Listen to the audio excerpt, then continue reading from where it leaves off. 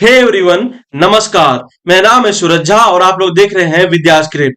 दोस्तों, इस छोटे से वीडियो के माध्यम से आज हम जानेंगे कि भारत की बढ़ती जनसंख्या कैसे एक अभिशाप की जगह एक वरदान बन सकती है।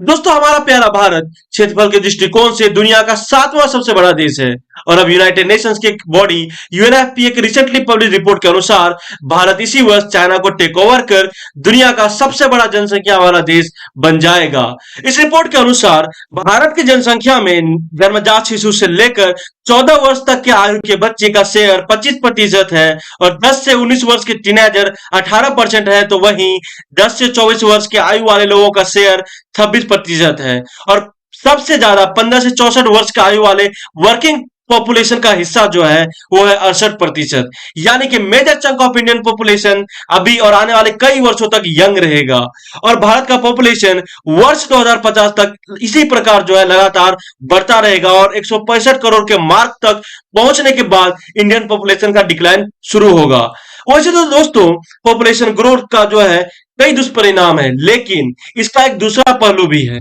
दोस्तों, आने वाला 3 दशक भारत के लिए बहुत ही ज्यादा क्रूशियल होने वाला है कि इतनी बड़ी पॉपुलेशन को भारत सरकार किस प्रकार मैनेज करेगी। और अगर इंडियन गवर्नमेंट लोगों को प्रॉपरली जॉब देने में सफल रहती है और यहाँ के लोग भी अगर पूरी तरह से मेहनत से काम करते हैं और युवा भी जो है वो अपने आप को समय के हिसाब से स्किलफुल करते हैं, तो देखिएगा जिस तरह से फॉक्सकॉन, एप्पल, मर्सिडीज और नाइकी एवं एडिडास की फुटवेयर को मैन्युफैक्चर करने वाली पॉचन ग्रुप जैसी तमाम एमएनसी जो है जिस तरह से भारत में जो है मैन्युफैक्चरिंग प्लांट लगा रही है और उसी तरह से कई और कंपनी आने वाली है। मतलब कि इंडिया में जॉब का जो है वो कमी नहीं रहने वाला है। साथ ही दोस्तों, यहाँ पर एक बड़ा योगदान भारतीय स्टार्टअप्स का भी होगा। आपको पता होगा कि इंडिया में कई सारे स्टार्टअप्स दिन ब दिन आते जा रहे हैं, वो अपने आप को जो है मतलब प्रॉपर एस्टेब्लिश करते जा रहे हैं। तो देखिएगा अगर ऐसा ही रहा स्टार्टअप बूम इंडिया में, तो डेफिनेटली इंडिया का जो है इकोनॉमी बहुत ही ज्यादा आने वाले समय में फ्लरिश करेगा। और भारत दुनिया का सबसे बड़ा कंज्यूमर मार्केट तो है ही,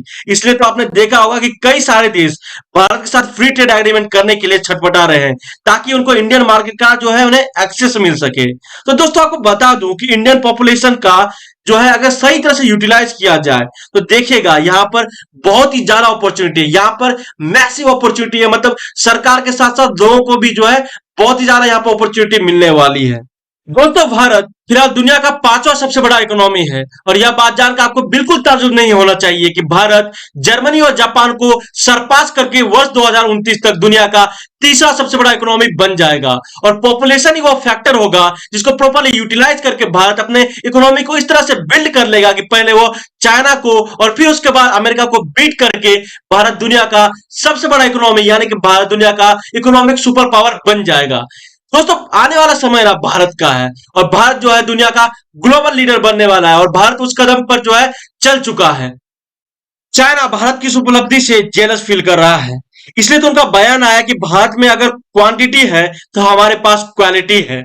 और यह डर जायज है क्योंकि चाइना का पॉपुलेशन का डिक्लाइन इस प्रकार से शुरू हो चुका है कि आने वाले कुछ ही दशक में इनका पॉपुलेशन आज के कंपैरिजन में आधी हो जाएगी। और चाइना में जो इकोनॉमिक डेवलपमेंट हुआ हम सब जानते हैं कि उसका मेन फैक्टर उनका पॉपुलेशन ही था, क्योंकि वो पॉपुलेशन ही था जिसकी वजह से चाइना इस मुकाम पर आज पहुंच पाया है कि आज वो अमेरिका को इकोनॉमी के मामले में जो है टक्कर दे रहा है। खैर, भारत अपने क्वांटिटी के साथ अब जो है अपना क्वालिटी भी इंप्रूव कर रहा है और इसका शुरुआत आज नहीं, आज से कई साल पहले हो चुका है। And mark my word friends कि पॉपुलेशन ही वो फैक्टर बनेगा जिसके कारण से चाइना द्वारा कब्जा है हमारे मातृभूमि के कई हजारों वर्ग किलोमीटर जमीन को भारतीय सेना अपनी ताकत का यूज करके जो है वापस उस जमीन को भारतीय सरजमीन में मिलाएगी।